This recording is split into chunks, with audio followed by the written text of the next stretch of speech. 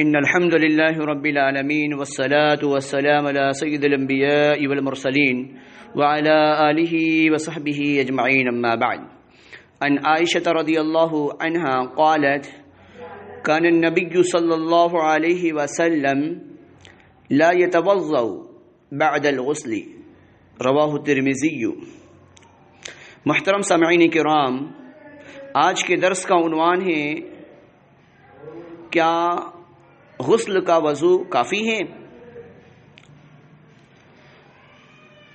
حضرت عائشہ صدیقہ رضی اللہ تعالی عنہ کہتی ہیں کہ رسول اکرم صلی اللہ علیہ وسلم غسل کے بعد وضو نہیں کرتے تھے، یعنی غسل کے شروع میں جو وضو کرتے تھے اسی کو کافی جانتے، اور نہانے کے بعد دوبارہ وضو نہیں کیا کرتے تھے.